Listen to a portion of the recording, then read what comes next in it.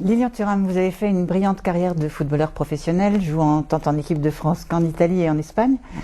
Comment vous sentez-vous aujourd'hui dans la lutte contre le racisme et loin des terrains de foot ? Écoutez, sincèrement, c'est pas quelque chose de nouveau, je dirais pour moi. Depuis déjà très jeune, j'essayais de me poser des questions, essayer de comprendre pourquoi le racisme existe. On avait toujours tendance à dire que les gens qui étaient racistes étaient stupides, qu'ils ne comprenaient pas grand-chose, qu'il ne fallait pas être raciste. On disait que c'était, je dirais, quelque chose qui allait à l'encontre de la morale. Et je me dis que peut-être il faudrait expliquer pourquoi on devient raciste. Je crois que c'est la base. Voilà pourquoi on devient raciste, alors que quand on est, il n'y a aucune raison qu'on le devienne. Et c'est justement pour cette raison que vous avez senti le besoin de créer votre fondation Éducation contre le racisme ? Exactement, c'est vrai que après que je me suis posé énormément de questions, d'ailleurs qui ne sont pas terminées, j'ai eu la chance de jouer en Italie, en France, à Monaco, et j'ai vu que ce problème se retrouvait un peu malheureusement dans tous les pays. Et donc, il y a quelques temps de ça, à Barcelone, j'ai décidé de créer une fondation qui se nomme Éducation contre le racisme, parce que je crois que c'est le mot-clé, l'éducation pour déconstruire le mécanisme du racisme. Et quels sont les objectifs alors de cette fondation ? Qu'est-ce que vous en attendez ? Écoutez, les objectifs sont assez simples. C'est éduquer pour comprendre qu'en fait le racisme c'est quelque chose qui a été inventé par les hommes depuis des siècles malheureusement. Et si elle a été inventée par les hommes, il est peut-être arrivé à nous, notre génération, de réfléchir comment le déconstruire. Et ça commence tout simplement par peut-être la première des choses, expliquer qu'il n'y a pas plusieurs races, comme je dirais dans tous les pays que j'ai pu traverser, il y a cette croyance. Et encore aujourd'hui, si on pose cette question aux enfants, ils vous le répondent qu'il y a plusieurs races. Donc, vous voyez que l'éducation n'a pas été faite en disant qu'avant tout, nous étions d'une même espèce qui s'appelle l'Homo sapiens. Et au fond, pourquoi vous êtes-vous impliqué dans la campagne que mène actuellement le Conseil de l'Europe contre la discrimination ? Tout simplement parce que je crois que ça fait partie, je dirais, de ce que je défends. Les discriminations sont, comme le racisme, quelque chose qui peut s'expliquer. Par exemple, on vit dans une société dans laquelle il y a une très grande discrimination vers les femmes. Et depuis quelque temps, on essaye de faire changer les mentalités, changer les choses par des lois. On essaye d'expliquer qu'il faudrait des quotas obligatoires de femmes. Mais encore une fois, on n'explique pas pourquoi il y a ces discriminations autour des femmes.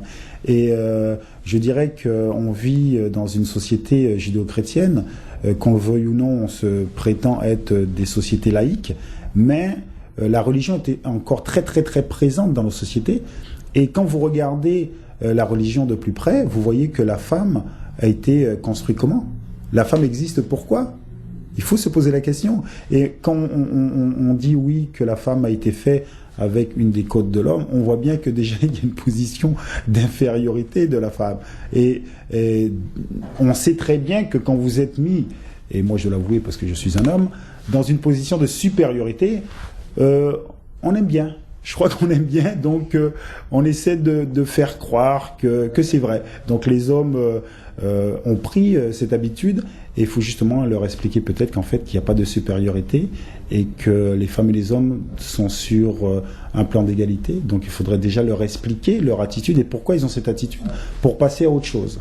Je pense que l'éducation pour lutter contre les discriminations est fondamentale. Est-ce que vous trouvez justement dans cette campagne menée par le Conseil de l'Europe actuellement que les activités menées valent la peine ? Bien sûr que déjà en parler, je crois que la pire des choses c'est rester dans un silence.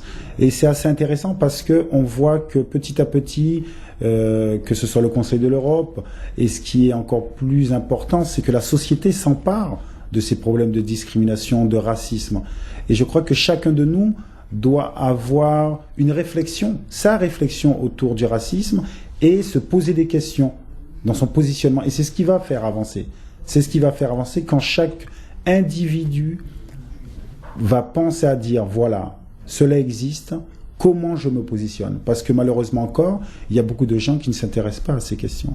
Donc s'il y a beaucoup de gens qui ne s'intéressent pas à ces questions, ça veut dire qu'on perd beaucoup plus de temps pour faire changer les choses. Et finalement, Lilian Thuram, que diriez-vous de l'affirmation souvent entendue que sport et politique ne devraient pas se mélanger? Ben écoutez, ça me semble assez bizarre parce que quand même la politique justement est mise en place pour avoir une réflexion sur la société. Et à preuve du contraire, le sport ou le football fait partie de la société. Donc ça va ensemble. Je crois qu'il faut inciter que ce soit les joueurs de foot, que ce soit le boucher, que ce soit la caissière, que ce soit le grand président, à avoir une réflexion autour de la politique. Parce que la politique, c'est chacun de nous qui la faisons.